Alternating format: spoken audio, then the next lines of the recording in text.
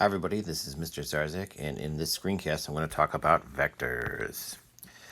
I'm going to be referring back to notes that we took during our first unit, so these are our motion SVA unit notes. So a lot of these terms, you've seen these before, so it's kind of nice, so at least we'll have some good background. There's 2 pages of that stuff, so you might want to refer to that.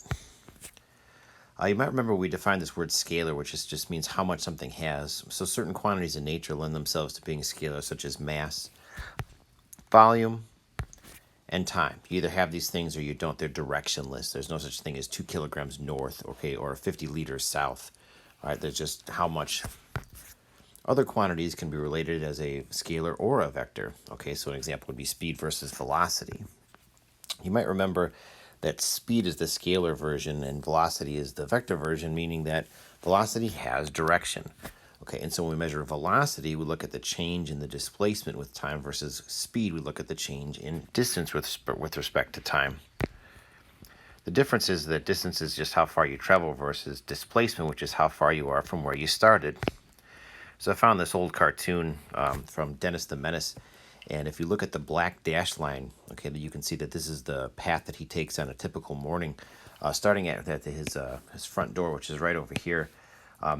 If we're going to measure out that distance, I don't know, it'll be a pretty challenging task, but if we're going to look at the displacement, okay, well, for the displacement, all I got to do is say, where did he start, where did he finish? So he started here at his doorstep, and he ended over here. Okay, so very, very different measurements. When it comes to vectors, we want to have a simple picture. Okay, we learn how to draw simple pictures in physics that we can relate, that anybody can draw. Okay, and the idea is that the picture should be intuitive. So what I have here is I have a 60 kilometer per hour. Well, the kilometer per hour part, that's the unit. That tells me that this is a measurement of speed, but the fact that there's an arrow next to it tells me that this is a vector. So this is a velocity vector. Okay, when we draw these things, if I drew another vector and said, okay, look, this little red arrow here is another velocity vector, we might not be able to know right away how much speed is represented by this vector, but we can see that it's a shorter arrow, and so that's supposed to represent a smaller velocity. So like if I had an arrow that was drawn like this, really, really big, okay, that would represent something that was faster than the 60 kilometers versus this little arrow over here would be something that would be smaller than the 60 kilometers per hour. We want to be careful though, see, because when we put these directions, we want to make sure to define the specific direction that it shows on the page. So what I mean is this arrow points up on the screen, but this up is not necessarily the direction north. Okay, so we just want to be careful about those cardinal directions. You'll see that in our next lab, we're actually going to take a walk around different parts of Glenbard West, and you'll see that on the map that you have, the top of the page is not going to be north. So just something to be aware of. Okay, so today you've got some notes that you should be taking. So these notes are called vector intro, so you want to grab those. Okay, and these are just some example problems that we're going to work together. All right. I mentioned just a couple seconds ago that when we draw vectors, the length of the arrow can determine the size of the vector. Okay, and so if you've ever taken a look at, say, like a map, you'll see that the distances on the map are scaled. In other words, the map is a model that's supposed to represent some location or some grouping of locations. It can be a town, it can be a city, it can be an entire globe. Okay, so we set a certain scale. All right, so just as an example, I have here a vector drawn. It's at 60 kilometers per hour, and I have a metric ruler that's supposed to be in centimeters next to it. And from that, we can determine the scale that we're trying to represent by the length of this arrow. Okay, so if I zoom in really quickly here, okay, I can see that the arrow goes from 1 to 4 centimeters. So from here to here. Okay, so that would be, let's say this 1, 2, that's 3 centimeters long. Okay, just from that, I can figure out the scale from that sample vector.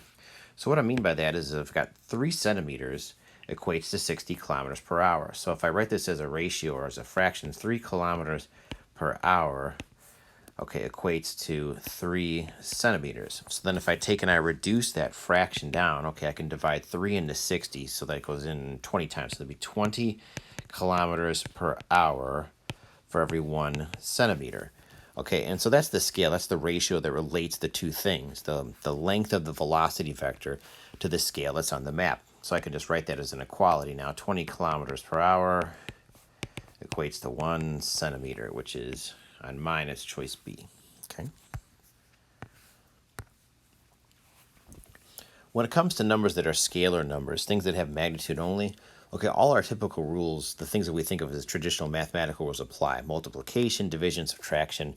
But when it comes to vectors, because of that direction part, okay, it's not just as simple as adding those numbers like scalar numbers. So I'm going to show you some examples to kind of explain what I mean, okay? For those of you who are interested in aviation, okay, when we pilot airplanes, we have to be conscious of the fact that the environment that we're moving through is not static.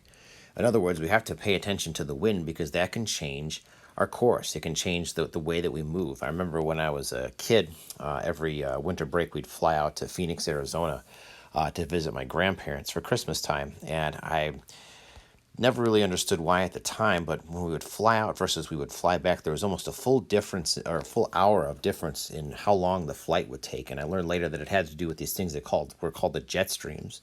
So when you fly up really high into the atmosphere, if you've ever been on a plane, you know this, like they cruise at 35,000 feet or something pretty high in the air. There's these prevailing winds that always blow in the same general direction. And so the reason that my flight would take longer is because in one way the wind would be helping us out, and in the other way the wind would be hurting us. Okay, and so this first question about the adding in the wind says there's an airplane traveling to the north. You see I've got a compass rose over here that has the cardinal directions. It just has the north because it's implied that if that's north, that this is east, south, and west. And hopefully, when you were younger, you learned the little trick of never eat soggy waffles. You're supposed to go around the compass rose like this. Okay, we call this direction clockwise, by the way, because if you had like an analog clock, the hands on the clock would go around in this direction. If I went around the other direction, we would call that counterclockwise. Okay, but I'm going to erase that because I don't want to confuse anybody. Never eat soggy waffles is how you remember. Anyways, so this airplane has what we call a tailwind. Okay, and what that's going to do is that's actually going to increase the overall speed of the plane as measured from the ground. We would call that the ground speed. So when a plane has a tailwind, that tailwind is going to help it along. It's going to give it a little push, okay? In terms of the vectors, okay, so if this black arrow here represents just the speed of the plane all by itself, so if it was perfectly calm, this black arrow would represent the speed of the plane by itself. Okay, this little blue arrow is supposed to represent the wind.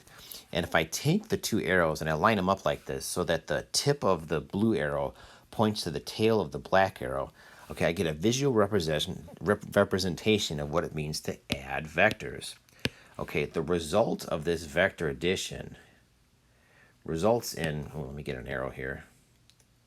There we go. Results in an arrow that is just as long as the two put together. See if I overlay it like that. Okay, it's got the same length. Now, just like scalar numbers, vector numbers are commutative. In other words, like if I had 1 plus 2 is equal to 3, that's the same as 2 plus 1. Okay, well with vectors, this rule is, we call this the tip to tail rule. Okay, as long as I put the tip of one vector to the tail of the other, the result is just the same. I get that same red arrow. See, we call that the resultant, by the way. All right, let's move on to question 3. Okay, if we put these two ideas together, okay, the fact that we can scale our vectors, so the longer the arrow, okay, the bigger the quantity represented by the arrow, all right, along with setting that scale using a metric ruler here. It says 1 centimeter equates to 40 kilometers per hour. So on this scale, that's my scale. It says how fast is the plane traveling relative to the ground?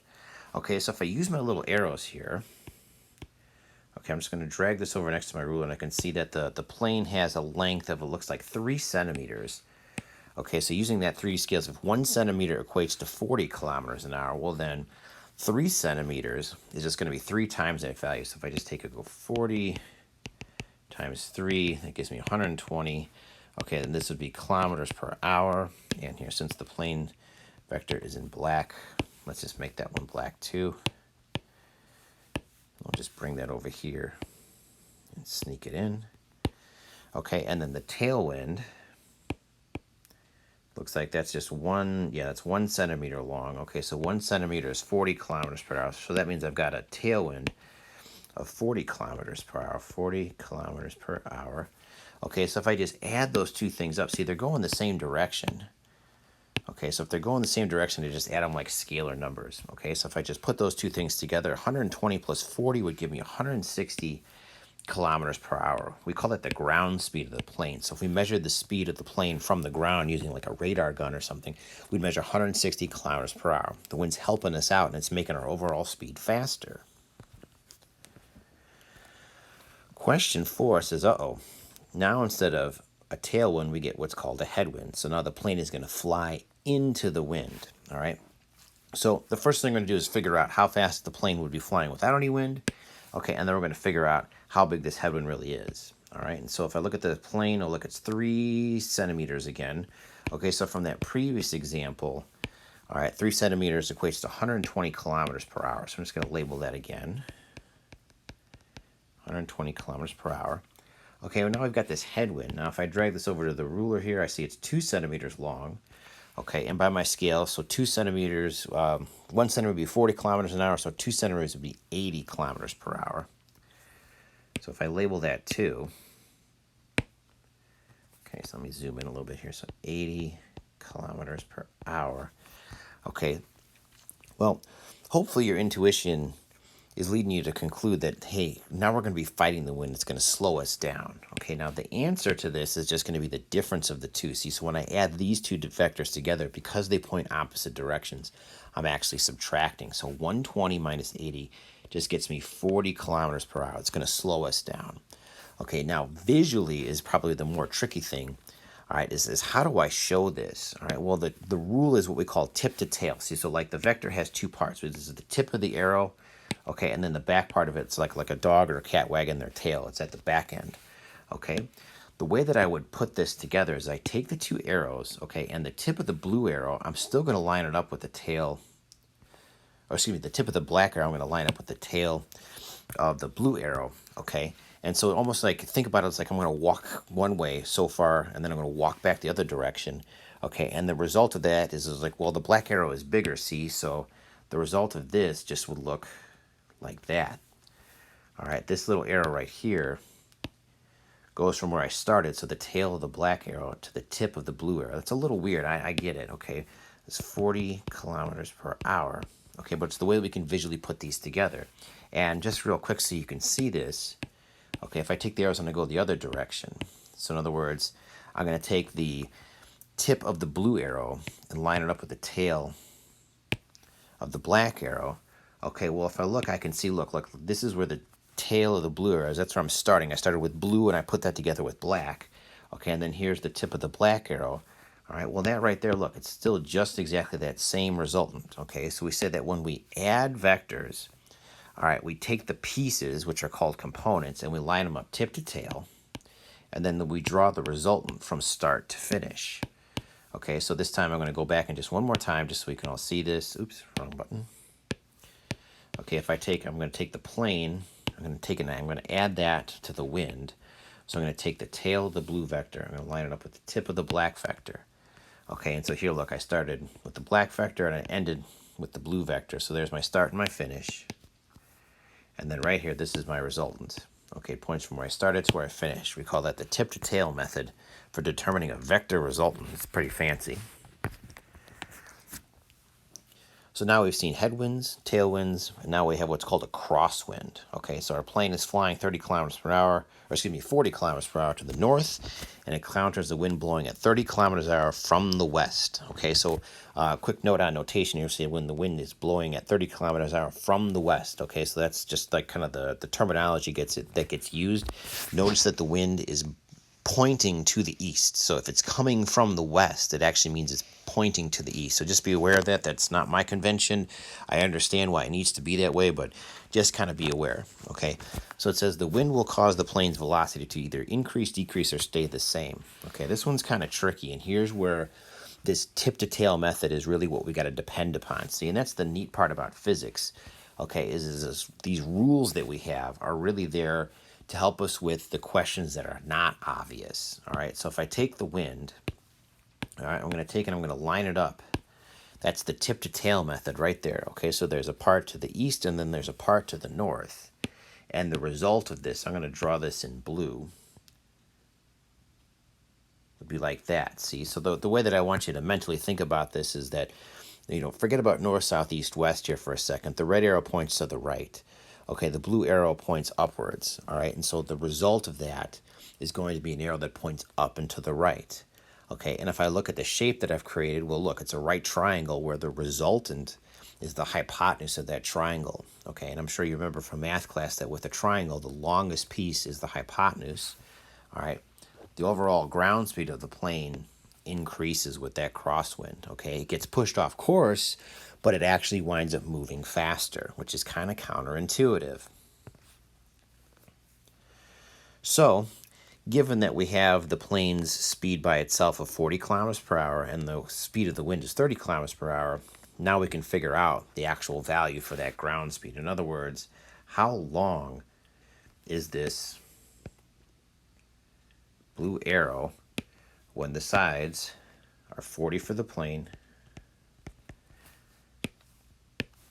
and 30 for the wind. All right.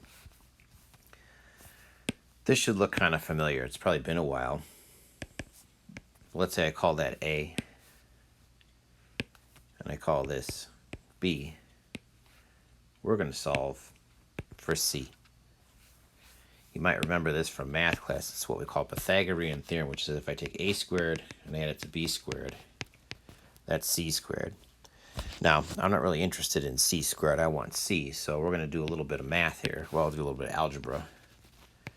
We're going to take the square root of both sides, okay, and you'll see that we kind of use this form, all right, to find the resultant vector. In the math class, they call it the hypotenuse. So if I plug in my value, so A was at 40 kilometers per hour. I'm going to take that and square it. I'm going to add that to 30 kilometers per hour squared and take the square root. Okay, if you put that in your calculator, or maybe you're clever at mental math, or you recognize that this is a 3, 4, 5 right triangle. Point is that the answer here is going to be 50 kilometers per hour.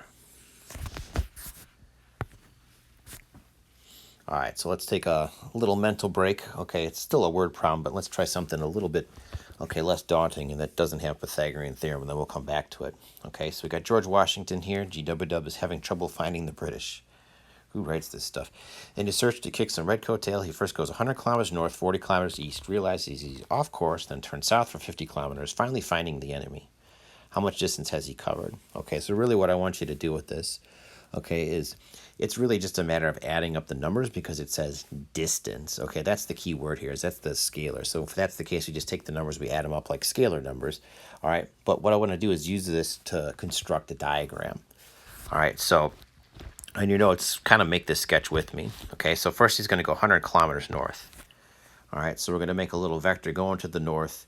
Okay, we're going to make it, it's the longest of the coordinates, and it's the longest distance. So I'm going to make that one fairly long, and you should make a sketch of a black arrow like this too. Okay, then he reads it off course, so he turns south, or he goes east for 40 kilometers, excuse me. So I'm going to make a second arrow, okay, and have that going towards the east. Remember, never eat soggy waffles. All right. So I have that, and notice too, I drew that in his tip to tail right here, okay? And so then he's going to turn south for 50 kilometers. All right, so I think I'll do this one in green. There we go, just like that. All right, finally finding him, it says, how much distance has he covered? Okay, so notice that I've got these three vectors drawn, tip to tail, tip to tail. All right, as far as distance goes, to get that all, it's easy. I'm going to add them up. Okay, so 100 plus 40 plus 50 is 190 kilometers. All right, so I made some pre-made slides just to do that kind of quickly. All right, that's question 7. Now, question 8 is the more interesting one, or at least the one that has the new stuff in it, which is how far is he from where he started? Okay, so when we enter this answer in on our, we're going to do this to 2 sig figs, but really the question is what's his displacement? Okay, now remember, with displacement, it's how far you are from where you started. Okay, it's a line drawn from where you began to where you ended. Okay, so our displacement vector looks just like that. Ooh, displacement. All right, so then the question is, great, so how the heck are we supposed to figure this out? All right, so I made myself a diagram too. Okay, so here's the pieces. Now, earlier in this video, I mentioned this, that when it comes to adding vectors, okay, vector addition is what we call commutative. The order in which you do it doesn't matter as long as you follow the rule of tip to tail. So if I just look along the north and south dimension, look at this. If I take here, I'll make a copy of this. There's 100 kilometers to the north.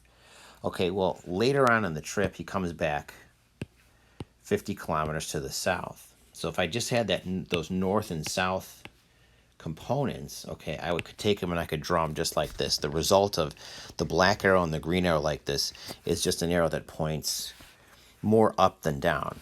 specifically more up than down by 50 kilometers. See, because if I take 100 and I subtract 50, okay, what I get back is just 50 kilometers. So let me pick a different color here just to kind of make this stand out. Let's do orange. Like that. Okay, so again, I'm putting together the north and the south part first. Just like that. Okay, and the result of that, again, is I'm taking the 100 kilometers. That's the black arrow. And then the 50 kilometers to the south, that's the green arrow. Okay, when I add those together, I actually got to subtract them because they point opposite directions. And the result of that is I get this 50 kilometers to the north. Overall, George Washington travels 50 kilometers to the north. Okay, and he goes 40 kilometers to the east. Okay, and so what I'm trying to figure out is what's his displacement? How far is he from where he started? Okay, and look, I've got that right triangle that I'm looking for now. Okay, so we're going to call this one A. We're going to call this one B. Okay, and the displacement is C. So if I just do my little trick with Pythagorean theorem, A squared plus B squared square root, it gets me my answer. So if I take that 50 kilometers, and I square it, and I add it to 40 kilometers squared, and I take the square root, okay, that's definitely something for your calculator, but round it to 2 sig figs, you're going to find 64 kilometers. Okay, and notice that the length of this blue arrow over here, it's exactly the same. Okay, I added my two pieces, my orange and my red together tip to tail, but you know, I could have also taken and added the red arrow to the orange arrow, and I would still have some vector that points to the right added to some vector that points up, and I'd get some resultant that points up and to the right. And there it is, guys. Okay, this displacement thing is path independent. All right, it doesn't really matter how you got there. All right, it's just a measurement of if I just go straight from where I start to where I finish, how far have I gone? All right, so just to kind of wrap this up, I have a couple of slides where I just drew some arrows at random, okay? And so if I skip to the next slide, okay, it's exactly the same except I added that word copy up there just so you can see. All right, so I just wanted to end by showing you this idea that vector addition is commutative. All right, so I'm just going to take these arrows, okay, and I'm just going to add them up randomly, following this rule of tip to tail. So I'm going to take this one, and I think I'm going to add it to this one, and then I think I'm going to do this one. Okay, notice as I'm doing this, each piece that I add together, I'm putting them together using this tip to tail method. Okay, so I'm just kind of grabbing and dragging, putting one right after the other. Okay, no particular order, just like this. Okay, and notice I've crossed back over my original path. I want you to think about this like as walking. Are you allowed to backtrack when you walk? Yeah, sure.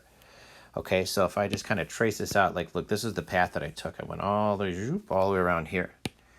Okay, I started here, and I ended over here. Ooh, give me a red arrow. There we go.